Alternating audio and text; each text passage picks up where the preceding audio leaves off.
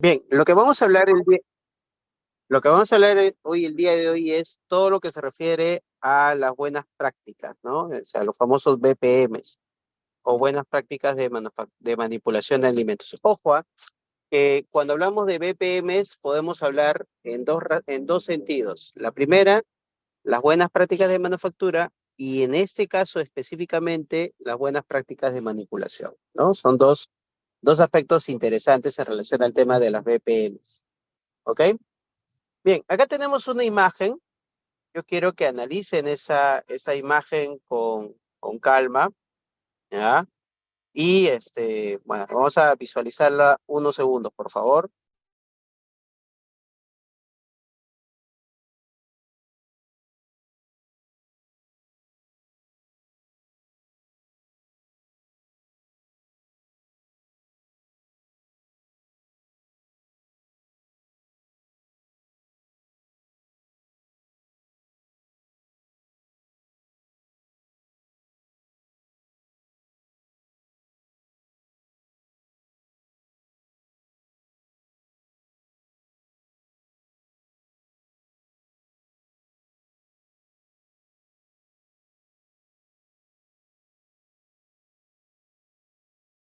Mala práctica de alimentación de alimentos, ¿no? No veo.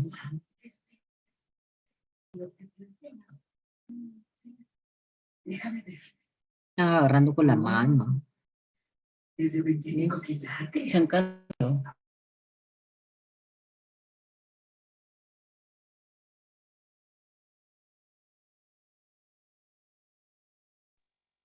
Ok, a ver, voluntarios, por favor, para un poquito describir la imagen que acabamos de visualizar. Muy bien, Yasmín, te escuchamos.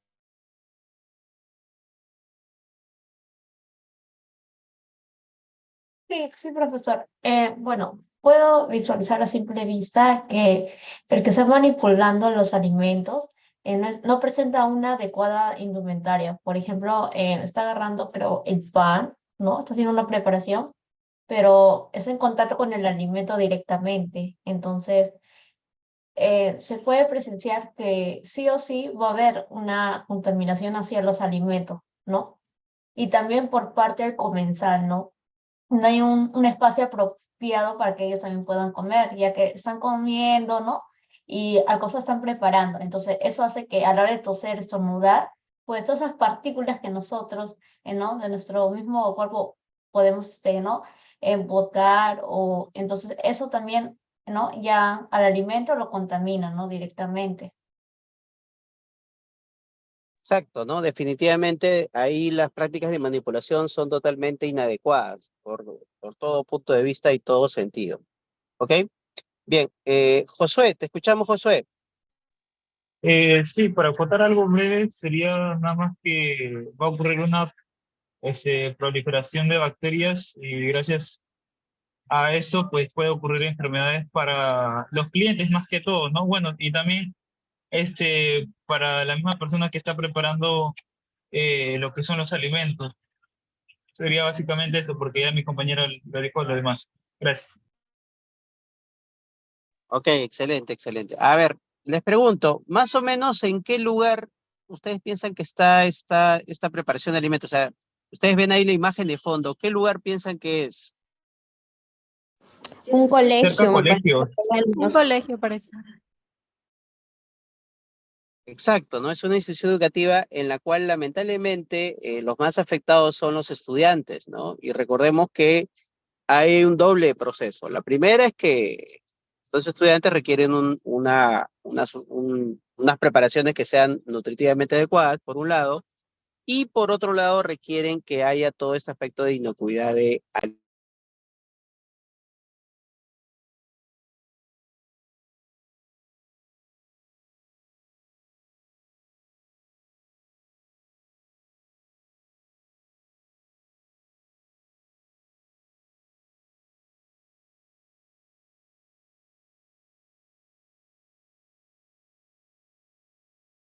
No se escucha.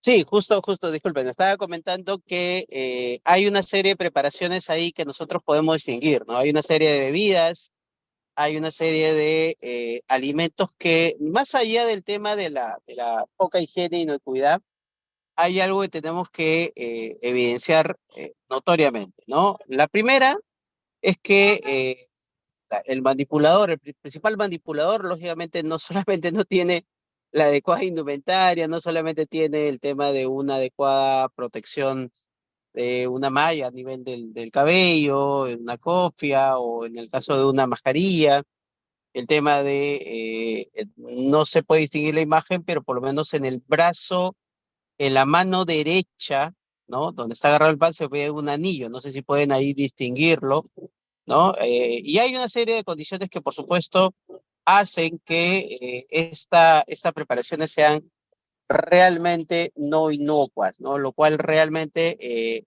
es un peligro para estos estudiantes que están consumiendo estos alimentos, ¿no? Entonces, aquí es muy lamentable el proceso, ¿no? ¿Cuál sería el logro de esta sesión? Al finalizar la sesión, el estudiante reconoce los conceptos y procedimientos con respecto a las buenas prácticas de manipulación que deben cumplirse, por supuesto, en un servicio de alimentación de acuerdo a las tendencias que tenemos en la actualidad. ¿Ok? Bien, el temario que vamos a abordar el día de hoy es buenas prácticas de manipulación. El manipulador de alimentos, por ahí estuvimos viendo algunas características del manipulador de alimentos en la sesión anterior, el día martes.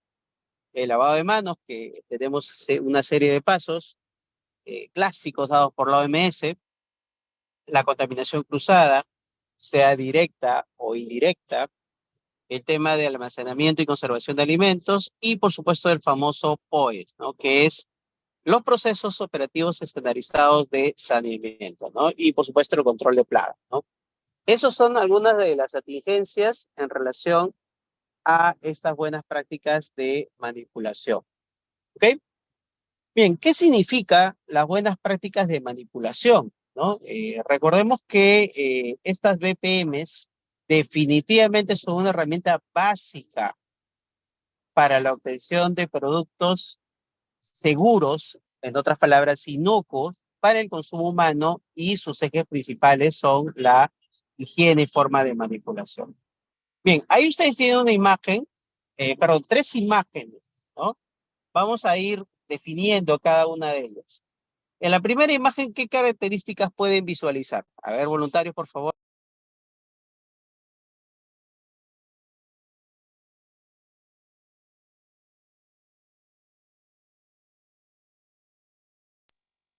Excelente, Yasmín. ¿Qué podemos visualizar en la primera imagen? El personal que está a cargo de la manipulación o está dentro del lugar en una adecuada indumentaria, ¿no? Con los protocolos, ¿no? De seguridad. Exacto, ¿no? Realmente aquí es mucho más protocolizado el proceso y vemos realmente que está totalmente cubierto para, por un lado, no contaminar los alimentos o las preparaciones o los elementos que está elaborando y por otro lado, lógicamente, también no contaminarse, ¿no? De repente, esto también puede ser utilizado con algunos elementos químicos, ¿no? Que lógicamente son una forma de prevención, ¿no? Excelente, excelente, excelente. A ver, luego tenemos la segunda imagen mucho más clásica, ¿no? A ver, ¿quién puede, básicamente, por ahí Ana Alberta nos dice, está adecuadamente vestido para poder manipular los alimentos? Sí, Josué, te escuchamos, Josué. Creo que iba a preguntar sobre la segunda imagen. Bueno, en la segunda imagen se ve una buena manipulación y aparte algo muy importante que a veces en los restaurantes no toman en cuenta es la separación de tableros para ciertos alimentos, ¿no? Por ejemplo, en este caso, para carnes y otro tablero para específicamente verduras, ¿no? Para que no haya una contaminación cruzada. Correcto, ¿no? Si nosotros nos basamos en los conocimientos, vemos que hay un ligero error ahí en esa tabla, ¿no? Que no corresponde, lógicamente, al producto alimenticio, ¿no? O sea, unos productos cárnicos. ¿De qué color de tabla tenían que ser los productos cárnicos definidos como carnes rojas? Rojo. Rojo. Excelente, rojo, por supuesto, claro está, ¿no? Y si fuera el pollo, ¿qué color de tabla debería ser? Amarillo.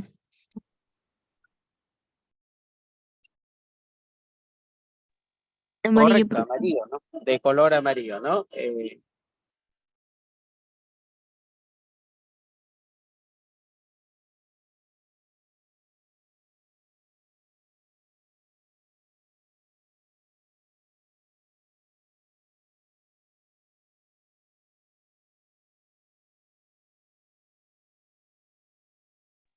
Ahora, tenemos ahí en la imagen, en la segunda imagen podemos ver la tabla de color verde, que bueno, son, lógicamente son para verduras, ¿no? En términos generales, ¿no? Y bueno, lógicamente algo importante es que podemos intuir que sí, el manipulador está siguiendo todos los protocolos de manipulación, pero el detalle es básicamente en el color de la tabla, lo cual lógicamente no nos presta una garantía. Y bueno, la tercera imagen es definitiva, ¿no? La famosa técnica de lavado de manos, que lo vamos a ver muy rápidamente en el proceso correspondiente, ¿no?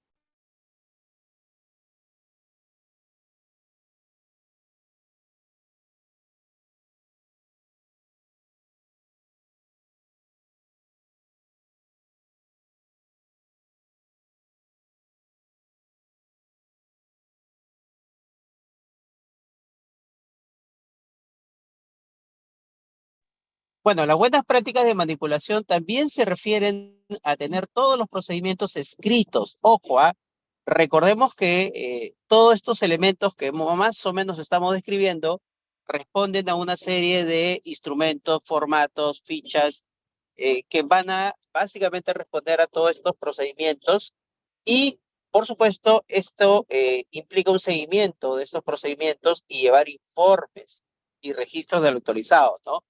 Generalmente cuando hablamos de las buenas prácticas de manipulación, hablamos de las temperaturas de los diferentes productos, de el tema de la desinfección, el lavado de los equipos, instrumentos, y una serie de pasos que tenemos que realmente protocolizarlo en lo que respecta a los instrumentos y otros formularios que son utilizados lógicamente en un servicio de alimentación, ¿no?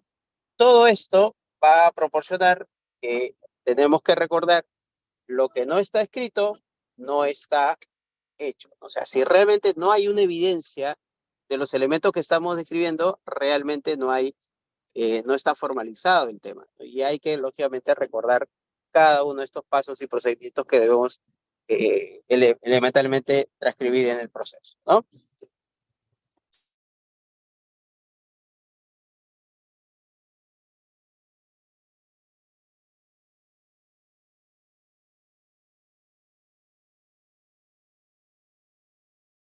Bien, acá tenemos las 5 claves de la inocuidad, ¿no?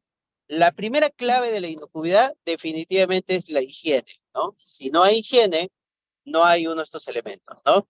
La segunda clave de la inocuidad es, por supuesto, el hecho de las temperaturas seguras, ¿no? Si hablamos de un alimento, digamos, con una cierta cocción, ¿de qué temperatura adecuada podemos hablar? O sea, ¿a partir de qué rango de temperatura podemos hablar de una temperatura realmente adecuada?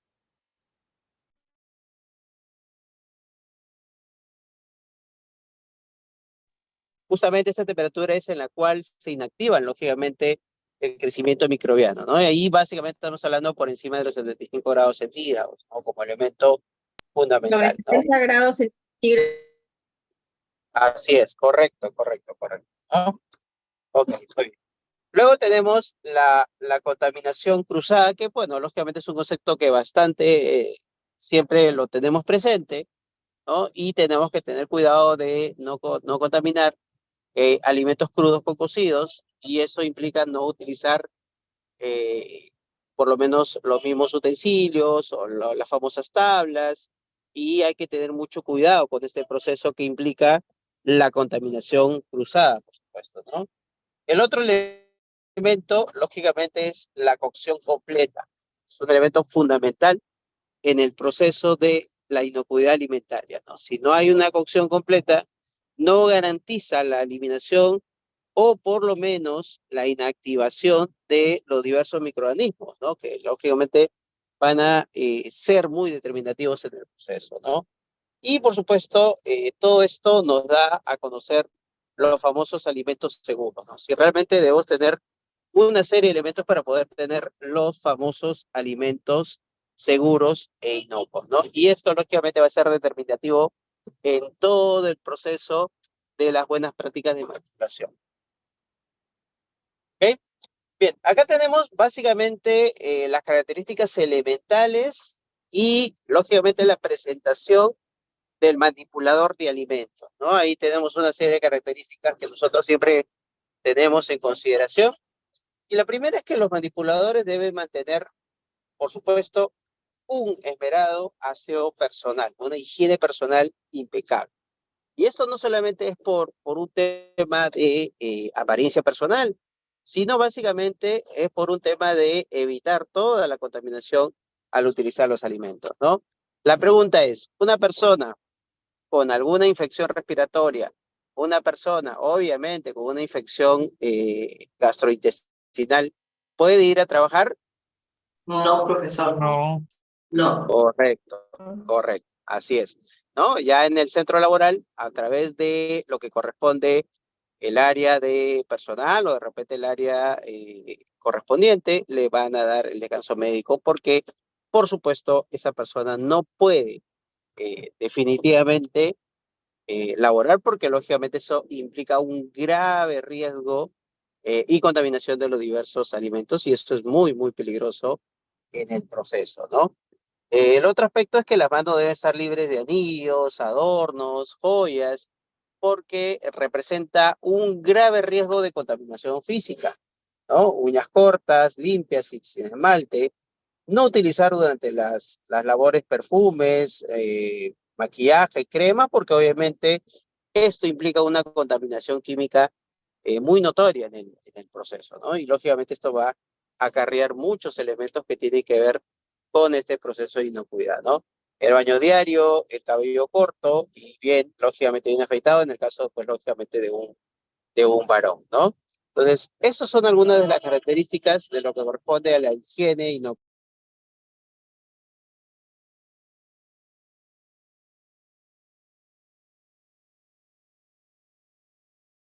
Bien, estas son algunas de las características que responden, por supuesto, al tema de la higiene y inocuidad de los alimentos, ¿no? Y básicamente la presentación personal, ¿no? Ahora, ¿qué conducta tiene que tener el manipulador, ¿no? Y lógicamente en esta conducta del manipulador hay algo importantísimo que mencioné en la sesión anterior, ¿no? No es necesario que haya un supervisor, no es necesario que haya una persona que esté vigilando el proceso, porque yo tengo muy claro que tengo que hacer el lavado de manos en diversas ocasiones, tengo muy claro que tengo que tener en consideración todos los elementos que tienen que ver, lógicamente, con seguir protocolos. Eso implica utilizar mascarilla, utilizar una cofia, utilizar los guantes, utilizar de repente un elemento que proteja, lógicamente, de esta interacción entre la persona y, lógicamente, los alimentos, ¿no? Entonces, hay alguna conducta del manipulador que debe ser muy clara, ¿no? En las zonas donde se manipulan los alimentos o producto, el manipulador, por supuesto, claramente debe cumplir las siguientes normas, ¿no? La primera, no manipular los alimentos sin previo lavado de manos, ¿no?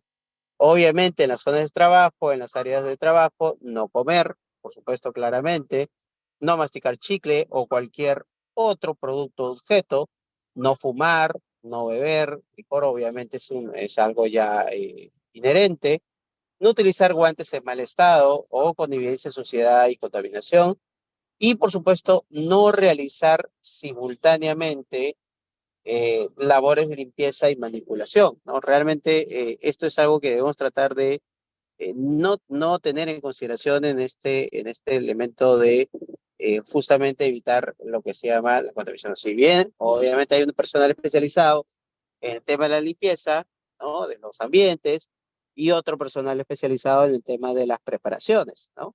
No va a haber una combinación de ambos porque obviamente se produce una contaminación no solamente cruzada, sino de repente una contaminación química, una contaminación física o de repente una contaminación biológica, lo cual va a ser muy determinativo en el proceso de estas famosas BPM, ¿no? Buenas prácticas de manipulación, que lógicamente debo tener siempre en consideración en todo momento, ¿no?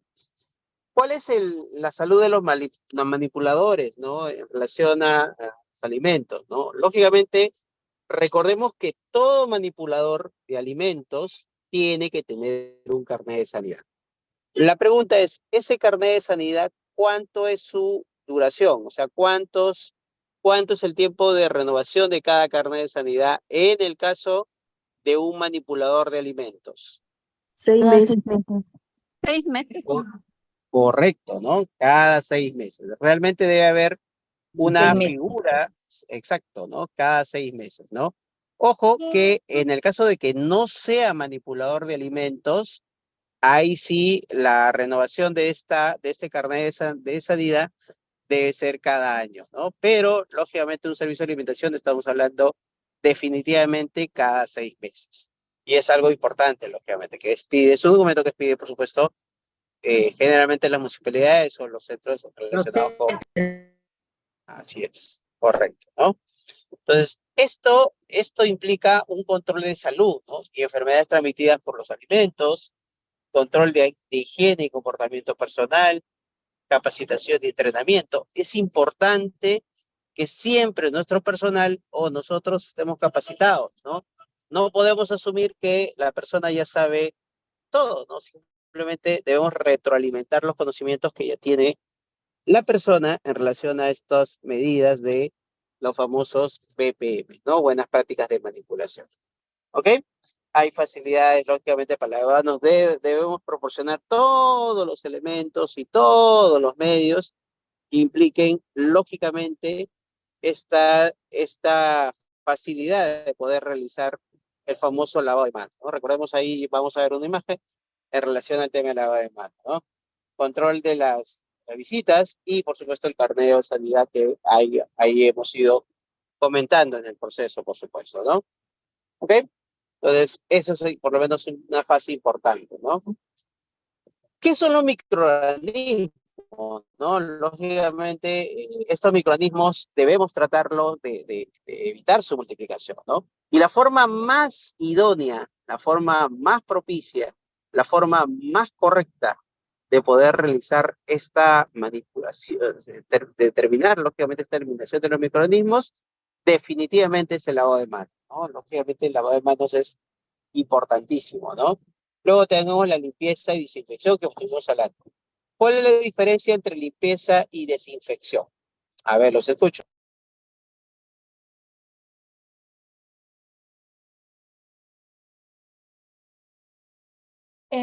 Limpieza, retiras más que nada los residuos sólidos o que son visibles, ¿no? En cambio, en desinfección ya es una destrucción de una carga bacteriana, ¿no? Desinfectar más profundo. Puede ser con elementos, con productos químicos, ¿no? Como detergentes, lejías, ¿no? Todo ello.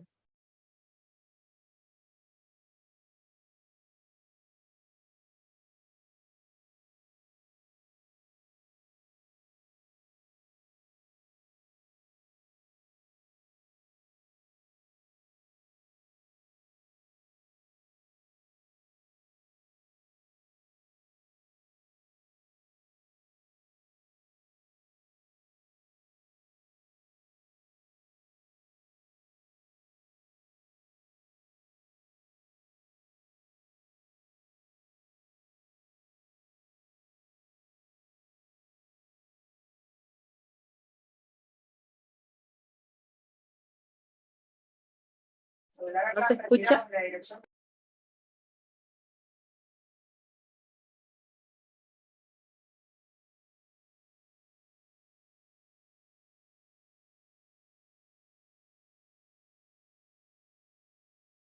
Sí, Gabriela, te escuchamos, Gabriela.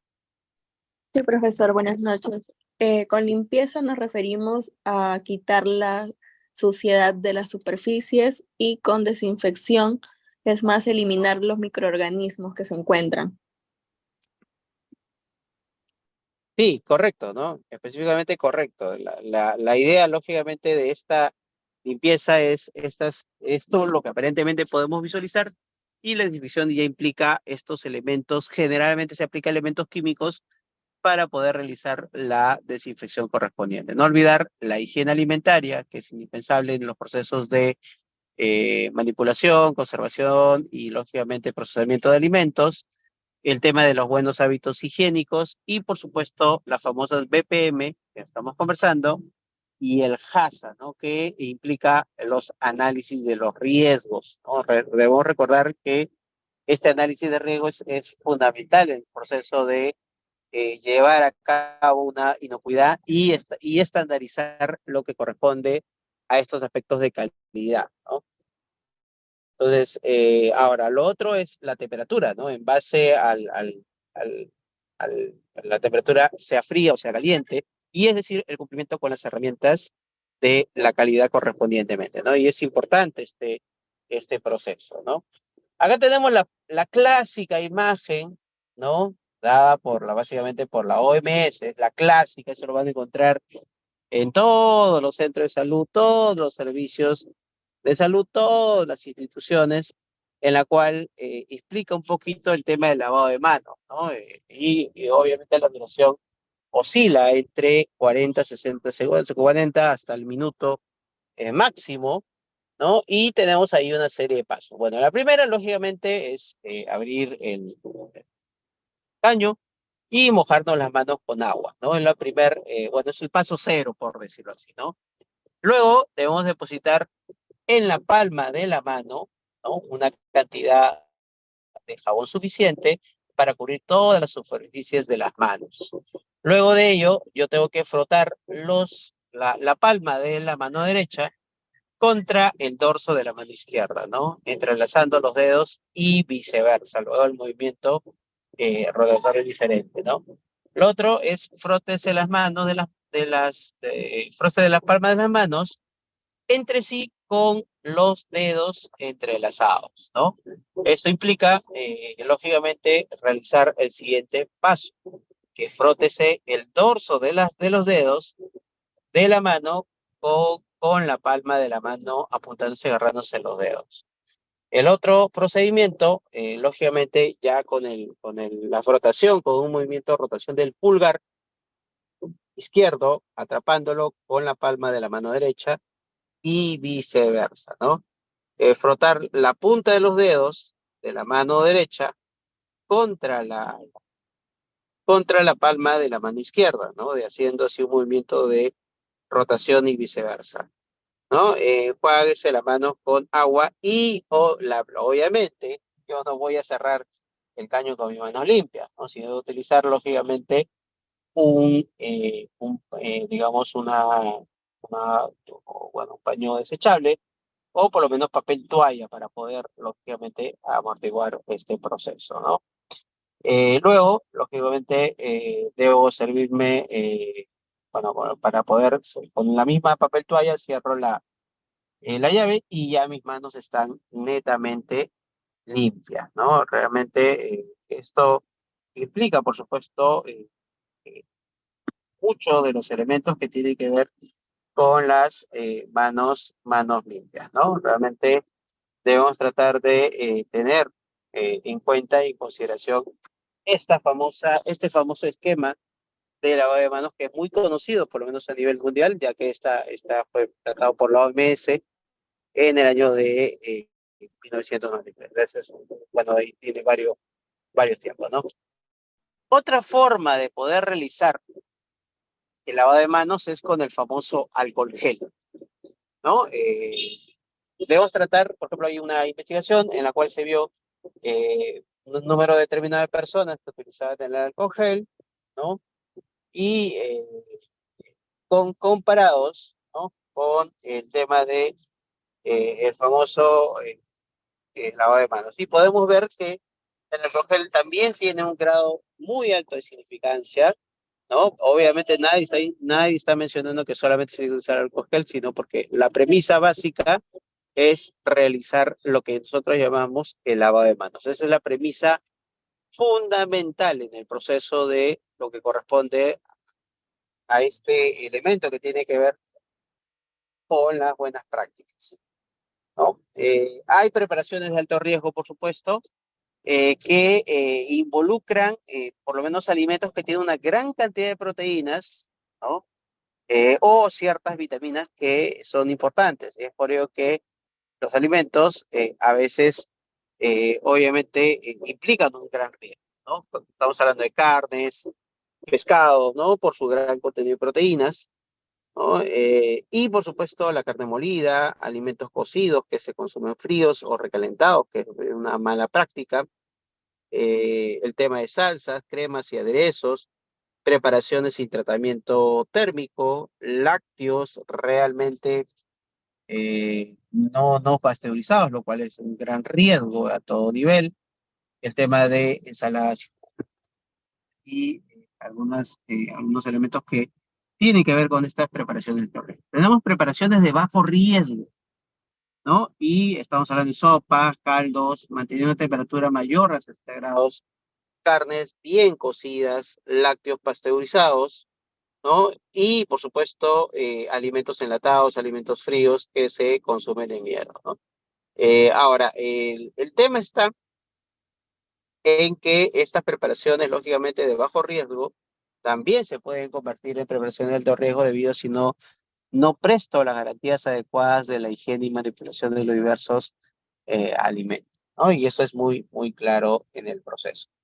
¿Cuáles son los alimentos de alto riesgo de contaminación? Primeramente, aves y huevos, carnes, cecinas, leches y productos lácteos, y pescados y mariscos. Son parte, lógicamente, de los alimentos, por lo menos, que se tiene que considerar para poder tener una alimentación de bajo riesgo, ¿no? Realmente es determinativo el tema de estas preparaciones. Alto riesgo de perecibilidad y contaminación. O sea, por un lado, generalmente estos alimentos son altamente perecibles y al mismo tiempo son fuente de contaminación, ¿no? Entonces aquí hay que evidenciar estos elementos importantes en el proceso, por supuesto, ¿no?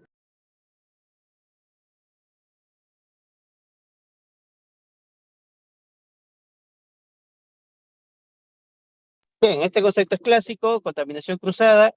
La contaminación cruzada se produce cuando microorganismos patógenos, generalmente no inocuos, generalmente, por supuesto, claro está, que generalmente tienen que ver con bacterias que son transferidas por medio de alimentos, por lo menos en algunos elementos, y el evidenciar cada uno de estos aspectos que tiene que ver con la contaminación cruzada, ¿no? Realmente es evitar este aspecto, ¿no?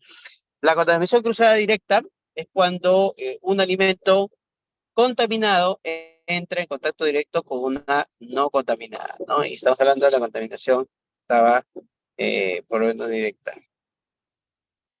¿Ok? Entonces, esto es con respecto. Ahí vemos alguna serie de preparaciones, lógicamente siguiendo las buenas prácticas de manipulación. Nada, pues, lógicamente, por lo menos, lógicamente, en el momento de consumo alimentario.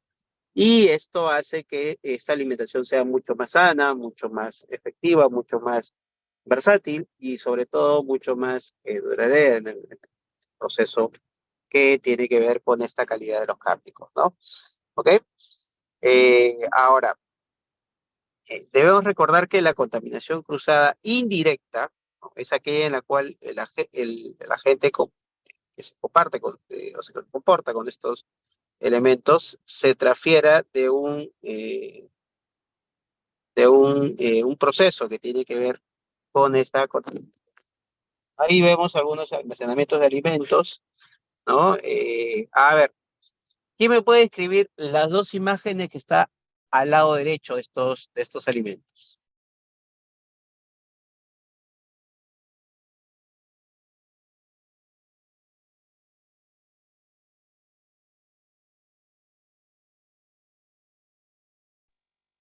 A ver, ¿qué visualizan en la imagen del lado derecho? Hay dos imágenes en el lado derecho. ¿Qué pueden visualizar? Alimentos cubiertos por bolsas plásticas. Así es, alimentos realmente con una, no solamente una mala presentación, sino alimentos que realmente han sido, por lo menos, tratados en este proceso, ¿no? Y bueno, es lógicamente específico, ¿no? Estos elementos que definitivamente no aseguran una adecuada conservación, ni mucho menos el valor nutricional que es determinativo en este proceso, ¿no? Acá tenemos algunos aspectos del almacenamiento de alimentos y bueno, evidentemente en la primera imagen vemos es un almacén, lógicamente, debemos realmente evidenciar por lo menos su elemento, ¿no? Que nos va a proporcionar.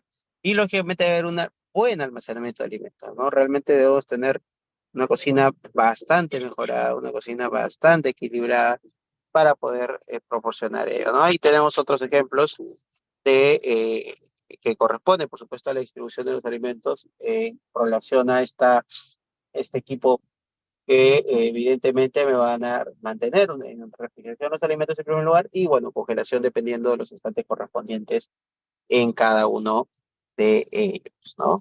Ahora, hay algunos elementos que me van a apoyar mucho en la conservación de alimentos y tenemos la refrigeradora casera, ¿no? La que a veces utilizamos o no utilizamos en casa. Y debemos recordar que a nivel, por lo menos superior, hay productos cocidos, protegidos, con una diversidad de elementos para el consumo de postres, preparados, carnes, cocidos, etcétera, ¿no? Hay una conservación de alimentos intermedio, que son los productos preelaborados, y lógicamente frutas, verduras, lavadas, desinfectantes, etcétera, etcétera, ¿no?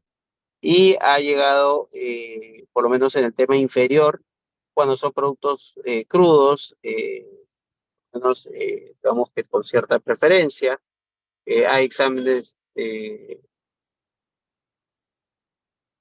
correspondientes para por lo tanto ver cada uno de estos procesos. Pero definitivamente, ya uno, en este caso, tiene que dar la mitad de inflación a muchos elementos que tienen con esta conservación de alimentos, ¿no? Ahí vemos las famosas temperaturas, la clásica temperatura, que va básicamente entre 5 grados centígrados y 60 grados centígrados, que me va a permitir, por supuesto, tener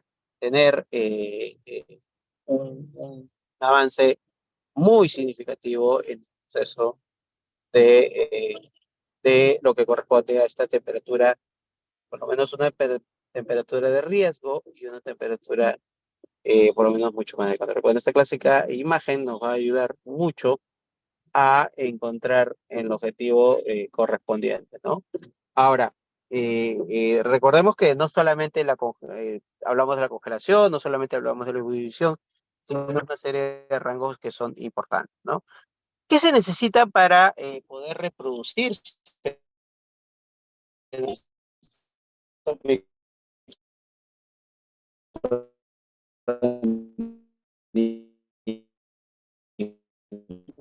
¿no? Eh, definitivamente el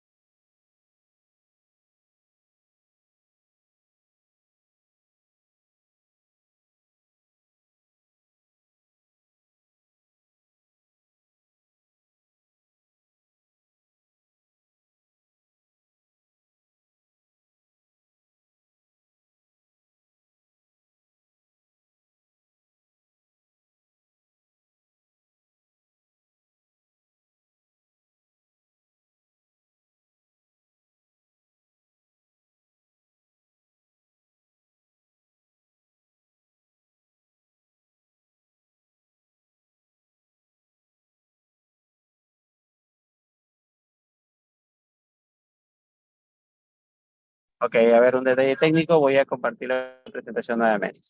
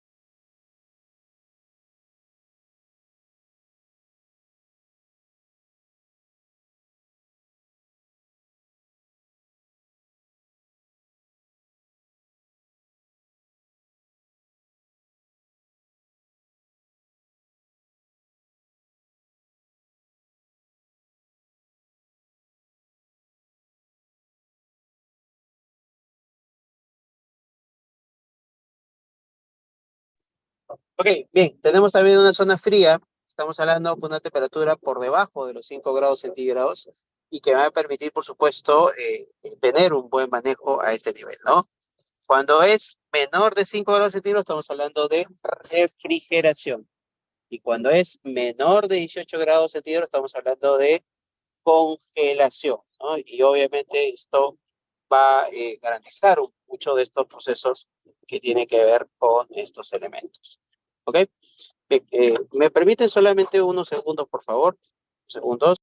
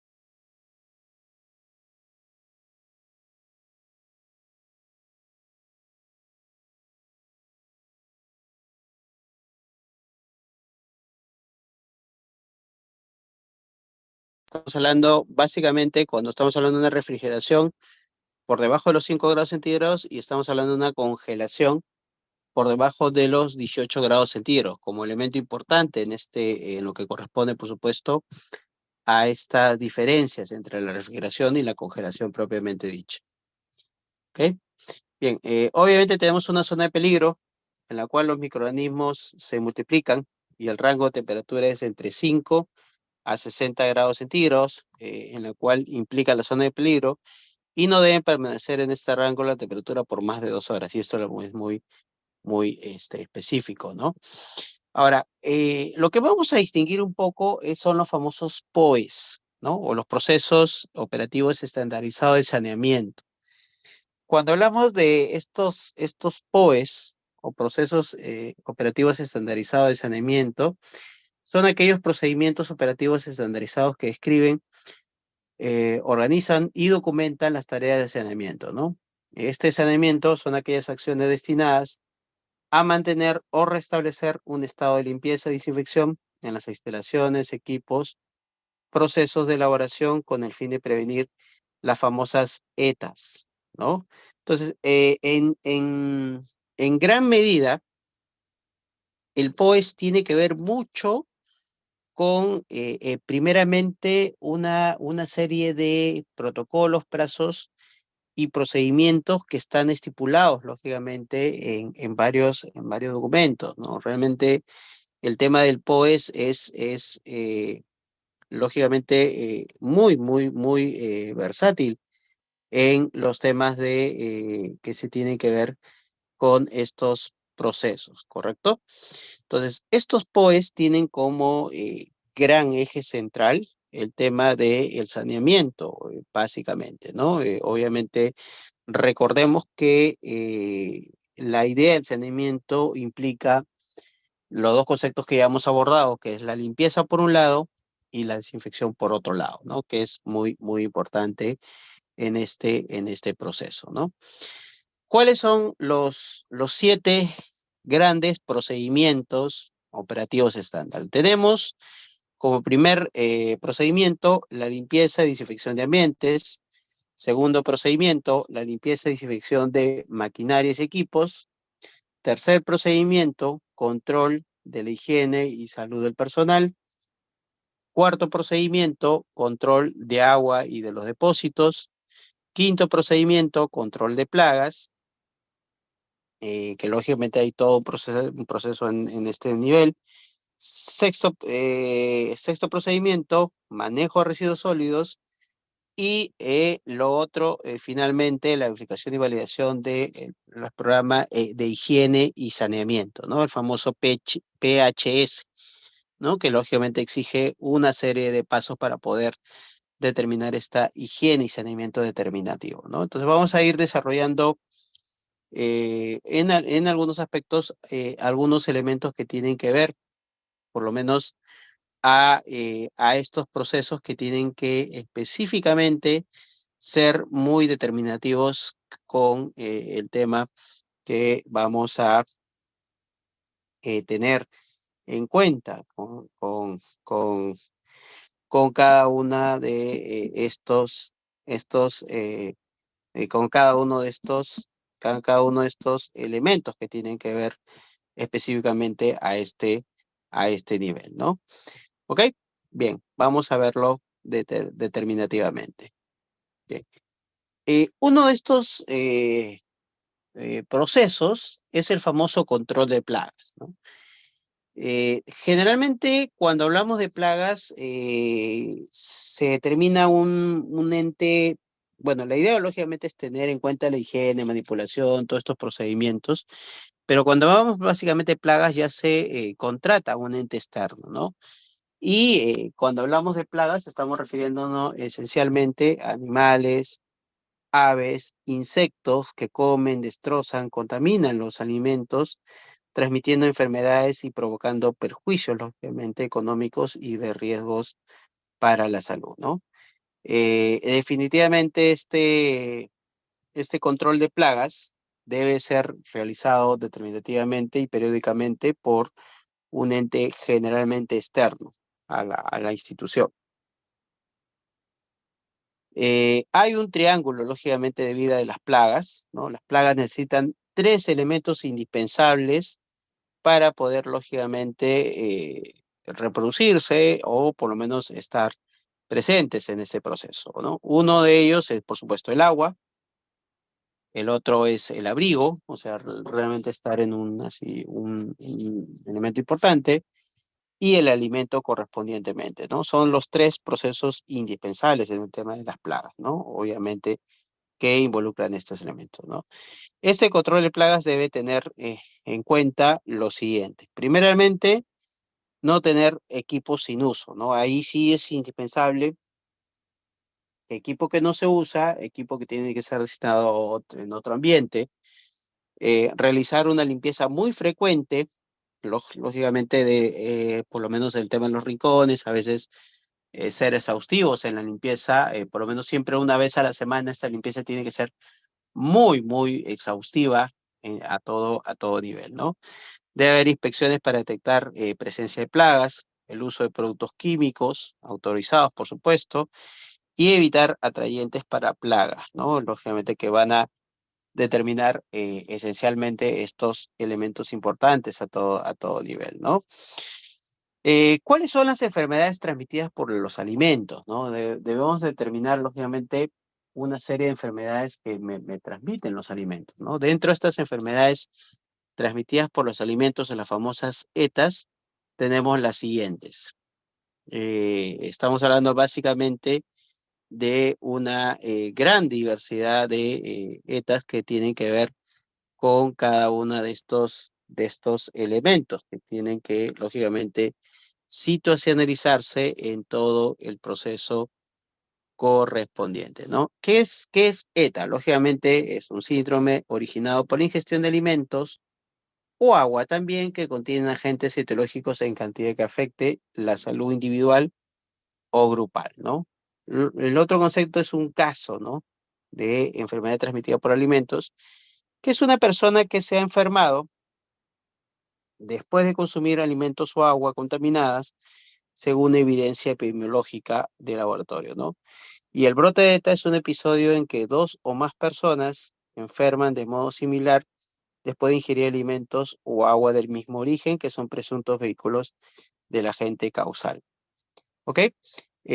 Ahora, debemos ahí establecer algunos elementos importantes. La primera es que definitivamente el tema de las setas tienen que ver con una serie de, por lo menos, infecciones, intoxicaciones, toxinfecciones que me van a producir diversos y diferentes mecanismos, cada una con algunas secuelas en mayor o menor grado, ¿no? Entonces, dentro de estos procesos tenemos la infección alimentaria, ¿no? Que está dada por microorganismos, en la cual, pues, esta infección alimentaria puede producir dentro de estos signos y síntomas vómitos por diarrea o diarreas, fiebre, y esta tiene una acción entre 6 a 72 horas de manera progresiva, ¿no? Luego tenemos la intoxicación alimentaria, que está dado por toxinas, sean microbianas o no, producen vómitos, diarreas, síntomas neurológicos y lógicamente la presencia es casi inmediata, ¿no? Inmediatamente a las 2 horas se produce los efectos gastrointestinales. Entonces, esa es la gran diferencia latente entre una infección alimentaria y una intoxicación alimentaria, ¿no? Es mucho más fulminante en el proceso esta intoxicación alimentaria, y esto va a definitivamente ser muy, por lo menos muy aguda en el proceso que se sigue, por lo menos a este nivel, ¿no? ¿Ok?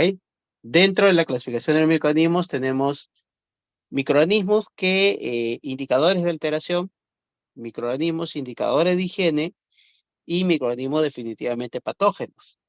Dentro de los microorganismos indicadores de alteración tenemos los aerobios mesófilos, las bacterias heterotróficas, los aerobios mesófilos esporulados, los mohos, las levaduras, las bacterias, las ácidas lácticas, por supuesto, los microorganismos lipofílicos, lógicamente que le atraen más estos elementos que tienen que ver con los lípidos, y tenemos algunos microorganismos indicadores de higiene, ¿no? Que va a determinar qué tan, lógicamente, qué tan factible sea este tema en relación al alimento. El máximo indicador de higiene, lógicamente de menor grado, son los coliformes, ¿no? La famosa Escherichia coli, que es un anaerobio sulfito reductores, los enterobacterias, que me van a indicar definitivamente la presencia de estos microorganismos, me indica claramente el tema de un alimento sumamente contaminado.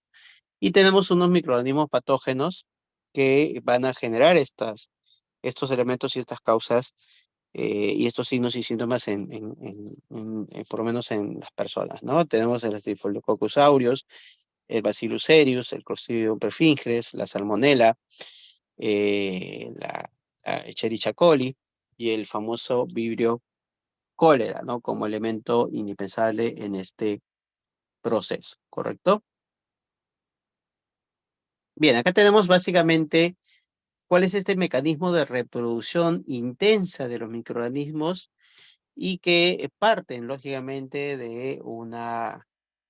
básicamente de un crecimiento celular, y este crecimiento celular se produce nuevamente otra replicación celular y así sucesivamente, ¿no? Prácticamente se reproducen asexualmente por división simple cada 10 y 20 minutos, tranquilamente en escasas ni siquiera horas, sino básicamente en un día, ¿no? Puede llegar a billones, ¿no? Lógicamente, si no es tratado a tiempo este proceso, es fulminante su proceso. Lógicamente, estas enfermedades de transmisión alimentaria se tienen que ser tratadas, lógicamente, con algunos antibacterianos, algunos elementos que son los adecuados. Además, lógicamente, la inmunidad que nosotros tenemos actúa sobre estos microorganismos lo más rápido posible, ¿no? Obviamente evitar esta replicación de billones, si no, sí sería fulminante por lo menos para un ser humano, ¿no? ¿Cuáles son los factores de proliferación microbiana? Tenemos dentro de estos factores, en primer lugar, el agua. Como elemento, recordemos que la actividad de agua va a determinar qué tan, por lo menos qué tan activa es ese alimento. Básicamente estamos hablando de frutas y verduras y algunos otros alimentos que tienen esta composición, ¿no? Del tema de la actividad del agua.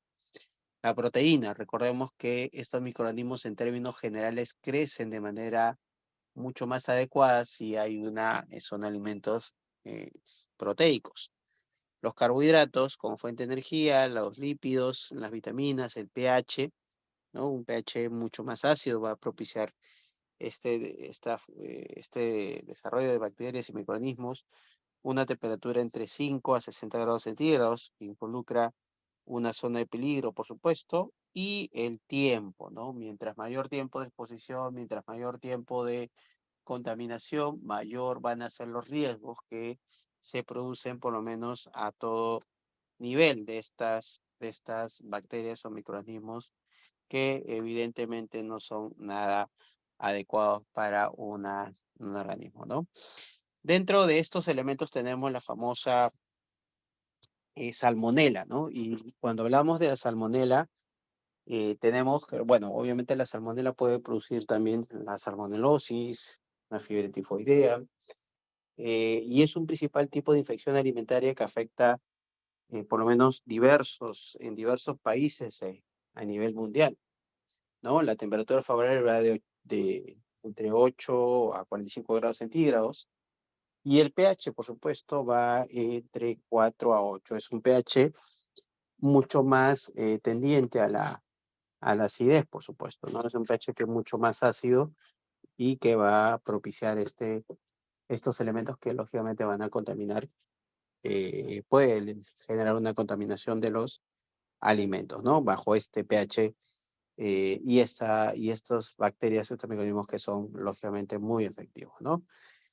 Bien, ingresa a los alimentos por los alimentos como carne, sobre todo los huevos, ¿no? Y vegetales contaminados, que son lógicamente dados por personas portadoras y vectores contaminados, ¿no? Insectos, roedores, y todas estas prácticas inadecuadas que posibilitan, por supuesto, la contaminación.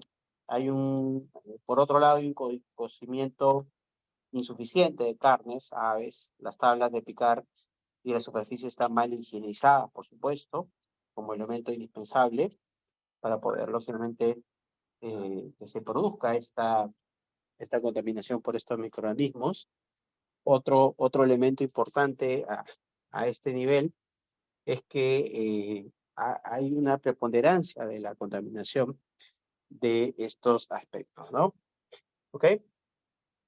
Ahora, debemos recordar que los Staphylococcus aureus, ¿no? Que por lo menos uno de los más connotados dentro de la intoxicación, es de inicio muy violento, ¿no? Realmente inicia de manera muy violenta, ¿no? En la cual produce náuseas, cólicos, vómitos, diarreas y prostración. Bueno, lógicamente la persona no se siente con la fuerza para poder realizar sus actividades cotidianas, dura generalmente entre 1 a 2 días y rara vez causa mortalidad, ¿no? El agente tóxico, enterotoxina del germen, se multiplica rápidamente en alimentos ricos en proteínas y es el principal reservorio del hombre de infecciones en la piel, ¿no? Los alimentos involucrados es la leche cruda, la leche en polvo, preparados, quesos, cremas, leches y helados lógicamente estos elementos, ¿no? La infección por Escherichia coli tiene un periodo de infección de incubación dentro de las primeras 48 horas. Sus síntomas frecuentes son la diarrea, las náuseas, el olor abdominal, con presencia de fiebres, los grupos más sensibles, lactantes y niños de corta edad.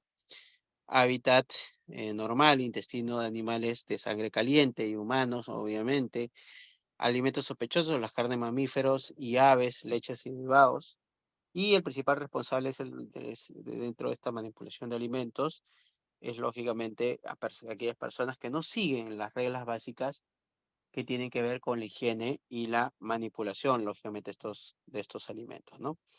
Ahí tenemos muchos ejemplos en la cual por lo menos tenemos alimentos tipos o claves que están más preponderados con el tema de la contaminación. Alimentos que contienen proteínas, por ejemplo, alimentos que tienen un mayor grado de humedad, como las frutas y verduras, el tema de no hay una adecuada, por lo menos, conservación de alimentos, y todos estos elementos van a afectar enormemente al huésped, en este caso al ser humano, porque va a generar todos estos problemas gastrointestinales a todo nivel, por supuesto, ¿no? ¿Ok?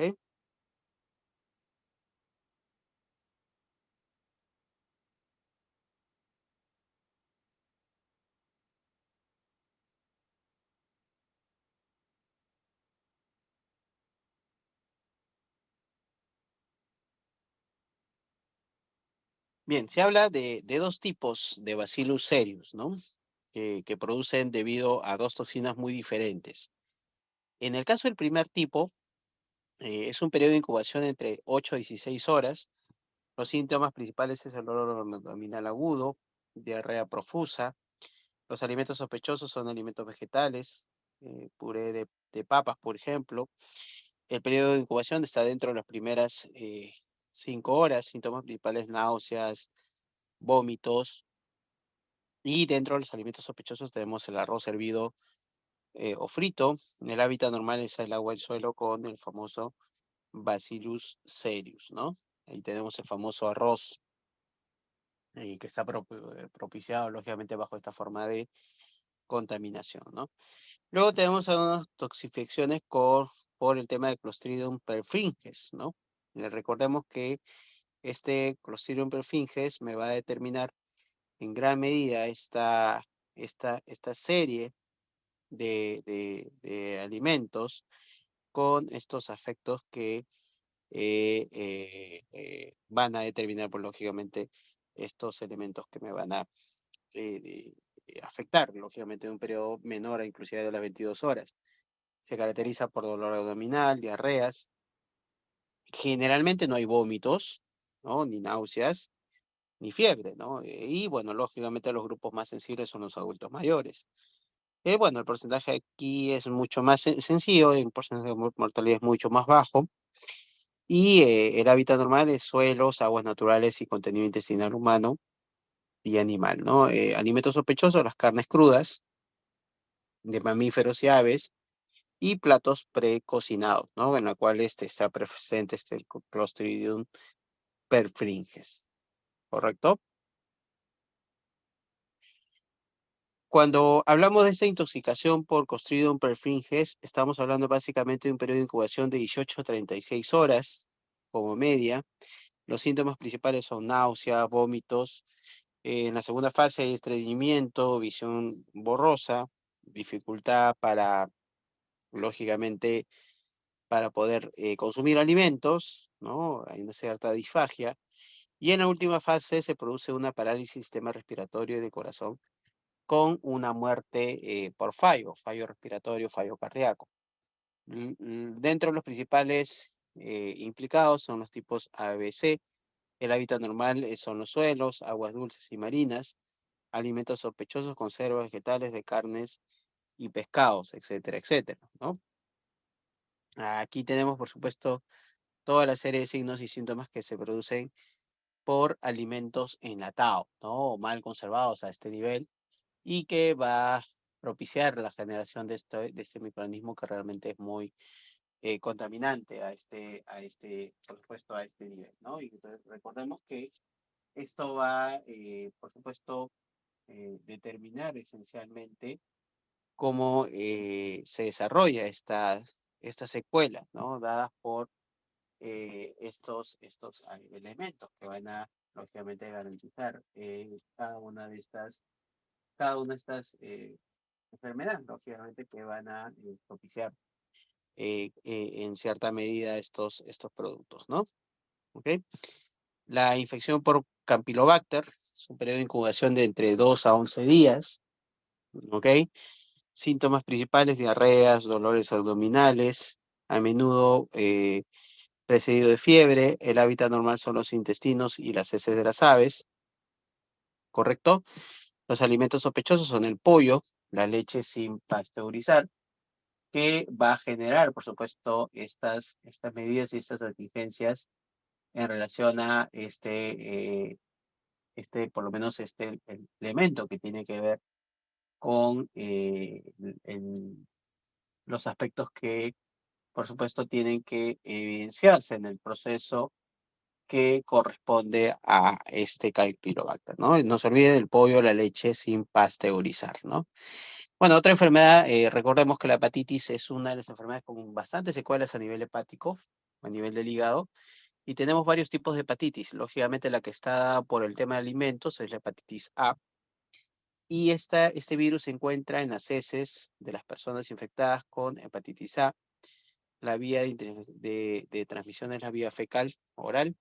Generalmente se transmite por manipuladores de alimentos que van al baño y no se lavan las manos, y todos los alimentos contaminados con heces humanas, moluscos, alimentos crudos o mal lavados, con agua lógicamente contaminada, que va a propiciar en gran medida estos elementos, ¿no? Tenemos la Trichinella spiralis, que generalmente se encuentra como gran reservorio algunos animales o algunos vectores como los cerdos, las ratas, los perros, los gatos, los zorros, lobos, o son mamíferos marinos del Ártico, hienas, chacales, leones y leopardos en los trópicos, ¿no? Los mecanismos de transmisión es el carnivorismo de carnes o derivados crudos o mal cocidos de animales infectados con las larvas infectadas viables, por supuesto, ¿no? Entonces, cada una de estas enfermedades realmente van a determinar en mayor medida estas enfermedades de transmisión alimentaria, ¿no? Que van a afectar enormemente a estos procesos, ¿no? Bueno, ahí tenemos el tema de los famosos parásitos, y ya no son, son otro tipo de microorganismos que tienen otras características.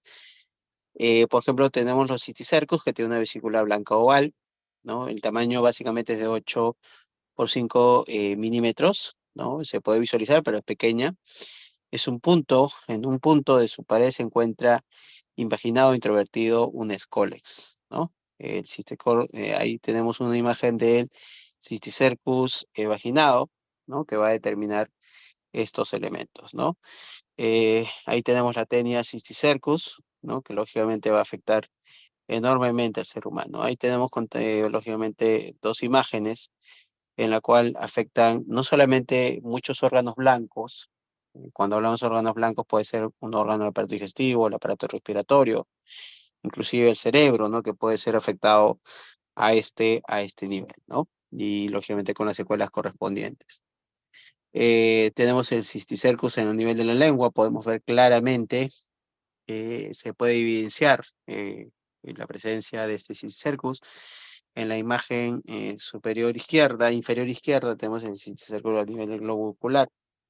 Tenemos cisticercus cutáneo, ¿no? En los brazos, cisticercus a nivel del cerebro humano, ¿no? Y lógicamente esto ya es, lógicamente, con unas enormes secuelas en cada uno de los seres humanos que tienen esta afección.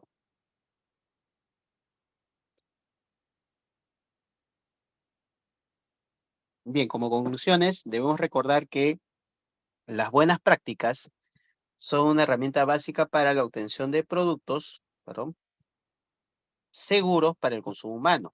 Y sus ejes principales son, en primer lugar, la higiene y la manipulación. Para mantener alimentos seguros, es necesario tener en cuenta las 5 claves de la inocuidad, ¿no? Tanto higiene, presentación y salud de manipuladores de alimentos, que son básicas y en este tipo de procedimientos, y por lo tanto es obligatorio mantenerlas en lo posible, ¿no? Las enfermedades transmitidas por alimentos son prevenibles definitivamente y manejables en el sentido de asegurar la inocuidad alimentaria, por supuesto, y claro está, ¿no? Entonces, estos son gran parte de las, bueno, ahí tenemos las referencias bibliográficas en relación a este tema, ¿no? ¿Ok? Bien, no sé si tienen alguna pregunta, alguna inquietud, por favor.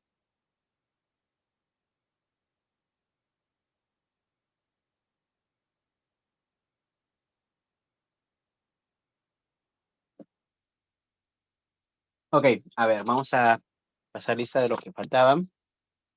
Auya Conde. Auya. Presente, profesor, buenas noches. Ok.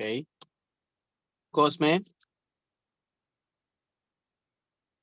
Cosme. Espinosa León.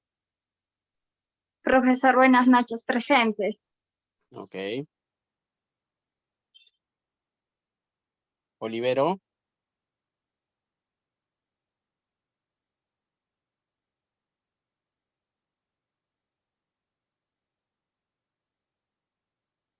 Torres. Torres.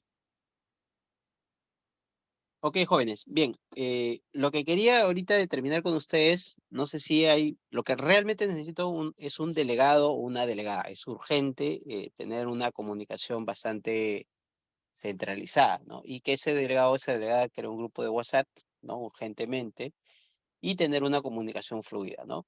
Entonces yo solicito, bueno, de repente hay un grupo que se conoce, otro grupo que no se conoce, bueno, de hecho que todos somos de la misma casa, ¿no? En diferentes momentos, por supuesto.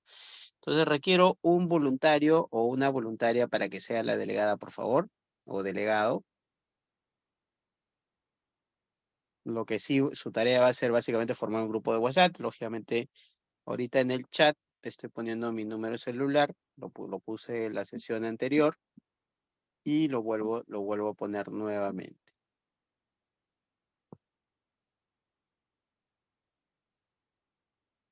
¿Ok?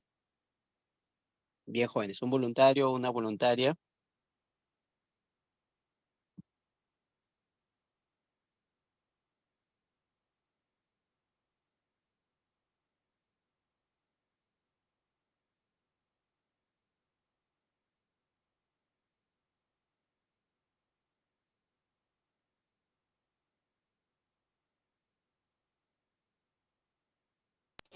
Profesor, ¿qué tal? Buenas noches. Bueno, yo le puedo ayudar con respecto a crear el grupo, así que, bueno, si no hay ninguno de mis compañeros tiene ningún inconveniente, pues le puedo ayudar con respecto a eso. Ok, excelente, estimada Karen, ¿no? Entonces, si no hay algún otro voluntario, ¿no? Le agradecemos a su compañera Karen, que a partir de ahora, Karen Wamani, que va a ser la delegada del curso. Karen, apunta ahí mi número, bueno, lo he puesto ahí en el chat, 957-203-151. Y lo que sí te pediría, que todos tus compañeros, ¿no? Todos tus compañeros, bueno, por ahí, tú proporciones tu número ahorita. Y todo, bueno, ya, bueno, ustedes son tromes en eso, en crear un grupo de WhatsApp, ustedes ni hablar, pues, ni para decirle cómo deben hacerlo, ¿no? Entonces ahí ya ustedes interaccionan con Karen para que cree el grupo de WhatsApp y bueno, estar comunicados, ¿no? Un favor, ¿me puedes proporcionar tu número, estimada Karen?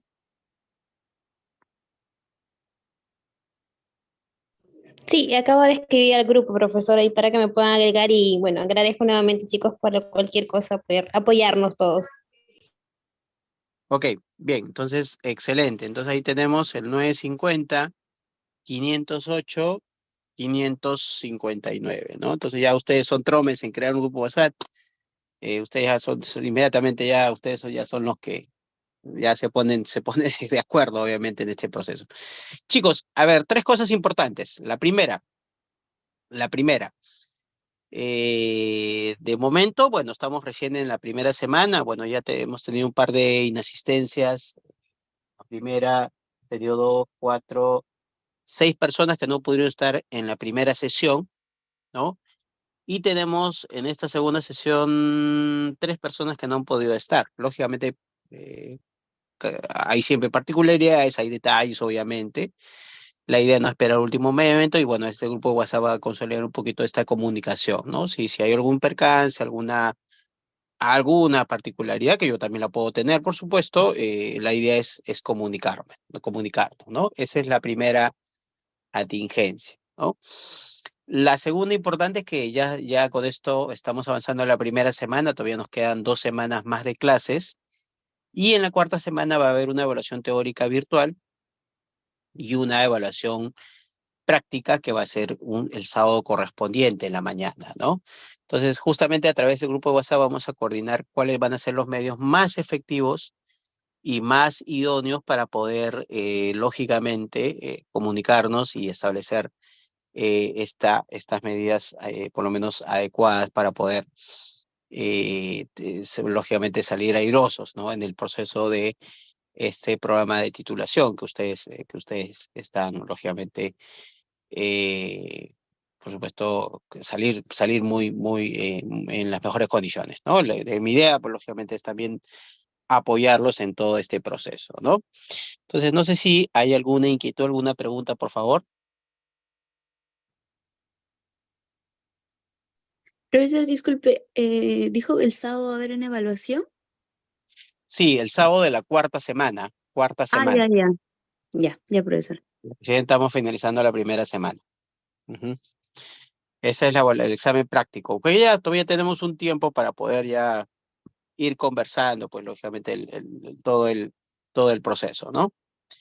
¿Ok? Bien, no sé si hay alguna inquietud adicional, por favor.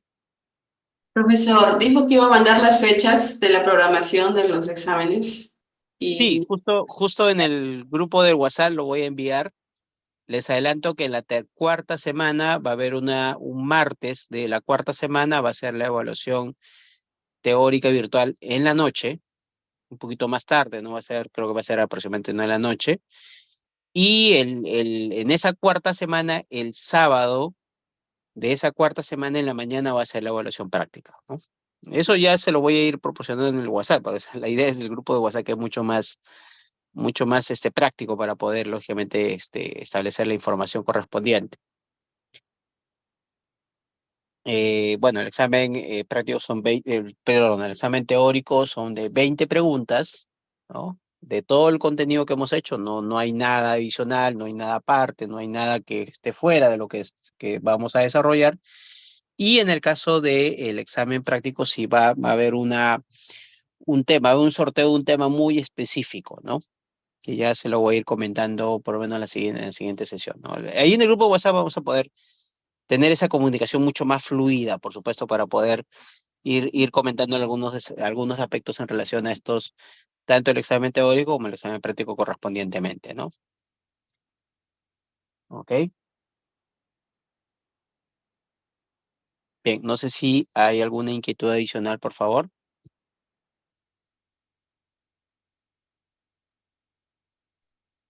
Profesor, una consulta. Sí, dígame, Eh, dígame.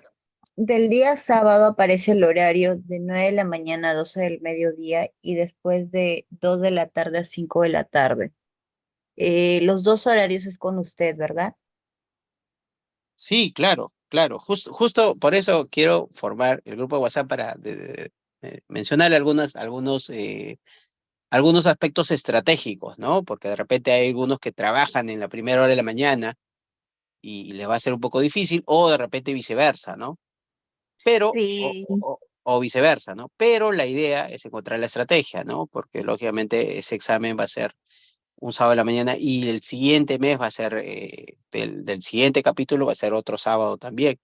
Entonces, bueno, ya yo tengo en el P ya, digamos que ya buen tiempito, y en la docencia tengo más de 30 años, y es que las estrategias siempre son las que vamos a desarrollar para poder, lógicamente, que todos puedan estar de una manera mucho más razonable estar, ¿no? De repente yo sé que algunos trabajan, yo sé que de repente algunos están más libres en la mañana, otros más libres en la tarde. Ya vamos a encontrar la estrategia. De esa parte no se preocupe.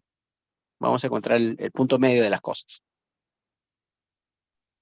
Ahora, no Profesor, significa, sí, solamente para terminar, no significa que ustedes tienen que estar de las 9 de la mañana hasta las 3 de la tarde. Eso no significa, ¿no? O sea, eso no es así. Ustedes tienen que estar puntualmente una determinada cantidad de minutos específicamente, ¿no? Ustedes no es que ay, tengo que estar toda la mañana, toda la tarde, no.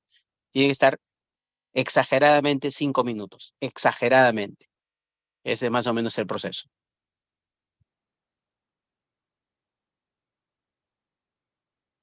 ¿Correcto? Bien, no sé si hay algo otra inquietud, por favor. Profesor, buenas noches. Ujú.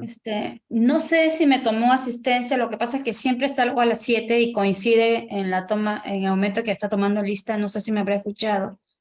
Estela Sopi, Flores, por favor. sí, te tomé lista, sí. Ujú. Ya, gracias. Ok. Bien, no se preocupen que en el grupo de WhatsApp ahí ya vamos a tener una comunicación mucho más fluida, ¿no? Aquí de repente por este medio a veces no es tan, no es que no sea sencillo, simplemente que tengo que ser un poquito más formal en el proceso, ¿no? Entonces no se preocupen por WhatsApp, ahí ya le voy a determinar muchas de estas actividades. Sí, va a haber actividades que vamos a desarrollar, pero todavía la siguiente sesión. Esta sesión no, todavía la siguiente sesión.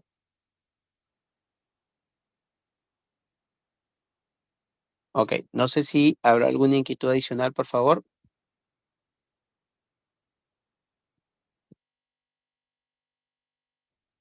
Profesor, buenas noches. Sí, dígame. Sí, y los que somos de provincia tenemos que viajar, ¿verdad? Ese día del presencial. Sí, yo voy a coordinar con los de provincias, ¿ah? Yo personalmente voy a coordinar con cada uno de ustedes que están en provincias. Ah, ok, profesor. Esa era mi duda. Ujú. Profesor, y el día que nos toca presencial, sí tenemos que estar todo el día, ¿verdad? No, exageradamente 5 minutos. Ah, y el día que es presencial, pero eso lo vamos a coordinar con usted si vamos en la mañana o en la tarde, ¿verdad? Así es, correcto. Ah, ok, profesor, chévere.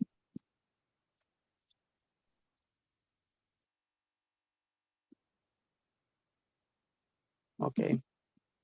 Profesor, o sea, el tiempo de exposición en presencial solamente va a ser 5 minutos para cada uno.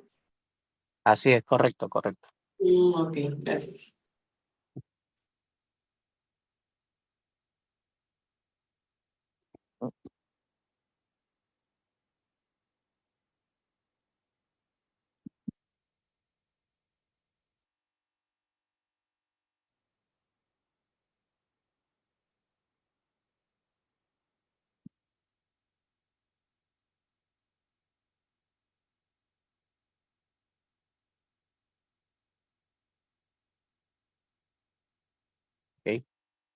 Muy bien, entonces ya la delegada Karen Guamani ya me va a hacer partícipe del grupo de WhatsApp y bueno, ahí vamos a estar comunicándonos, ¿no? No sé si hay alguna inquietud adicional, por favor.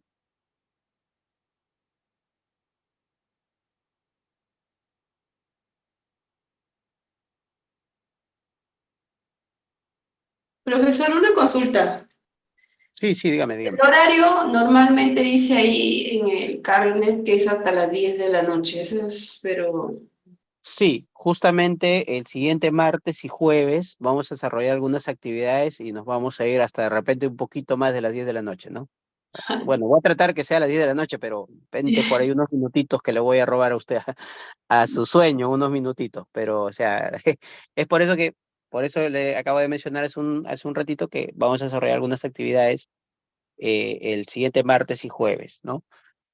Cosa que ya todos ustedes están tranquilos, ya que voy a desarrollar una tarea fuera de mi tiempo, fuera de repente, ¿no? De las actividades programadas, bueno, entonces por ahí de repente no hay excusa que me digan, no puedo hacer mi tarea porque no tuve tiempo, no va a haber ningún tipo de excusa a ese nivel, ¿no? ok, profe. Profesor, yo tengo compañeros en otras aulas y Ujú. me comentan que ellos sí se han estado quedando, pues no entre la clase pasada hasta las 10 de la noche, pero era porque su docente les daba a cada rato break. Y yo me imaginaba que nosotros nos íbamos de largo hasta esta hora porque en realidad nosotros no llevamos break con usted. No, no, y se van a dar cuenta que el martes y jueves nos vamos a ir hasta las 11 de la noche y vamos a estar contentos, o sea, no es que, no es que voy a estar cansado, aburrido, o sea, nos vamos a ir hasta las 11 Ok, de la noche porque ok. ya uno ya es docente y lógicamente ya sabe las estrategias para poder llevar la cuenta. No, no se preocupen, vamos a desarrollar hasta las 10 de la noche, pero en ese proceso vamos a desarrollar una actividad bastante lúdica, bastante amena, ¿no? Para pues lógicamente tengan ustedes, cada uno de ustedes sus evaluaciones y no solamente evaluaciones en el sentido de que una nota mínima, sino una nota bastante adecuada, ¿no? Dicho sea de paso, en la evaluación se tiene en esta evaluación de este módulo y como los otros módulos se tienen tres notas, ¿ya? La primera, el examen práctico que va a ser dentro de la cuarta semana, un sábado, el examen teórico todos los trabajos, intervenciones, asistencias, todo es una sola nota, ¿ya? Les adelanto un aspecto más. El que tiene más peso de los tres, ¿cuál creen que es? Es el examen práctico, ¿ya? Entonces ahí en lo personal yo le voy a dar todo el énfasis al examen práctico, es el que tiene un poquito más de peso, inclusive 60% de peso. 60% tiene de peso el examen práctico, 30% el examen teórico y 10% las intervenciones, trabajos, asistencias, etcétera, etcétera, ¿no? Ustedes dirán, pero profesor, tantos trabajos, tantas asistencias y bueno, así es el proceso, ¿no? Lo que tiene un poquito más de peso es el 60% del examen práctico que van a tener dentro de la cuarta semana o la cuarta sesión.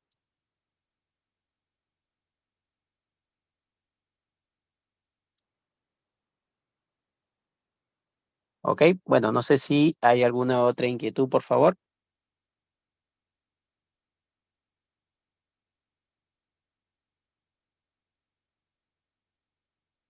Otra cosa, chicos, yo sé que creo, puedo asumir que la gran mayoría de ustedes creo que sale de su trabajo 7 de la noche y obviamente creo que todo el mundo se desplaza, ¿no? Entonces, ahora no estoy diciendo que voy a iniciar la clase tarde, ¿ah? Lo que estoy diciendo que yo entiendo que hay algunos que por alguna contingencia pues no pueden estar en la plenitud pues a las 7 de la noche.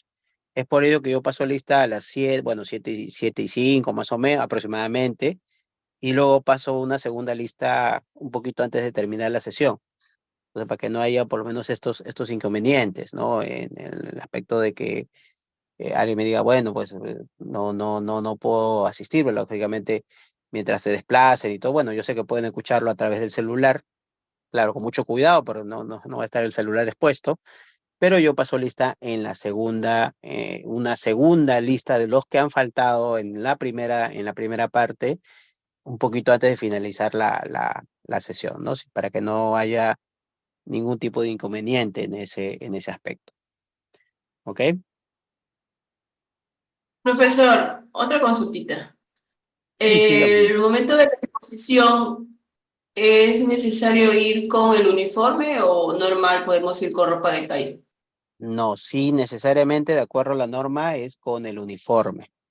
De acuerdo a la norma bueno, que está estipulada, lógicamente, en el programa, ¿no? Con el uniforme. ¿Ya?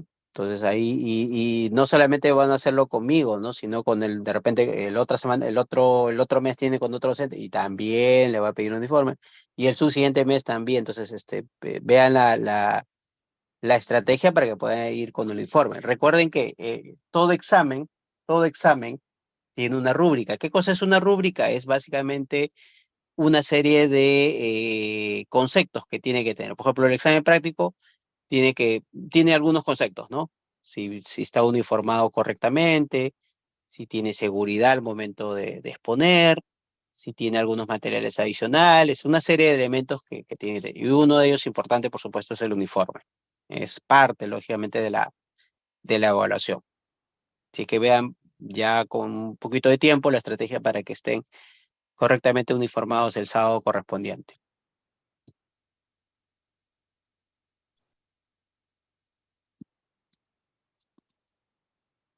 Yo creo que gracias. Ok, sí, ya vi que su compañera ya creó el grupo de WhatsApp, ya creo que está integrando a varios de sus compañeritos, y bueno, ahí vamos a estar pues lógicamente comunicándonos, ¿no? Ya están integrados creo que en el grupo algo de 8, bueno, ustedes son exactamente, son 26 integrantes, exactamente, ¿ya? 26 integrantes, ¿no? Por ahí yo le voy a pasar la lista. No va a ser más tarde, pero por lo menos mañana con más calma y luego pasar la lista y vamos a ir compartiendo bastante información.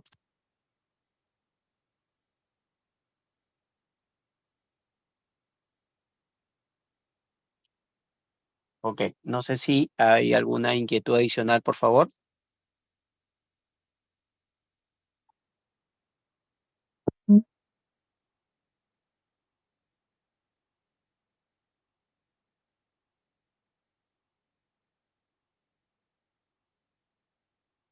Bien, entonces, si no hay alguna inquietud, ¿no? Entonces, ya está creado prácticamente el grupo de WhatsApp, es cuestión ya que su compañera, perdón, esté integrándolos en el proceso. Y bueno, ustedes también, asumo yo que un grupito se conoce, otro grupito también se conoce, así que nadie es ajeno al proceso de este esquema de titulación, ¿no? Entonces, si no hay preguntas, les agradezco su tiempo, su amplia participación y que tengan un excelente y bonito fin de semana, ¿no? Muchas gracias. Gracias, profesor. Gracias, profesor. Ok, correcto. Muchas gracias, chicos. Nos vemos el siguiente martes.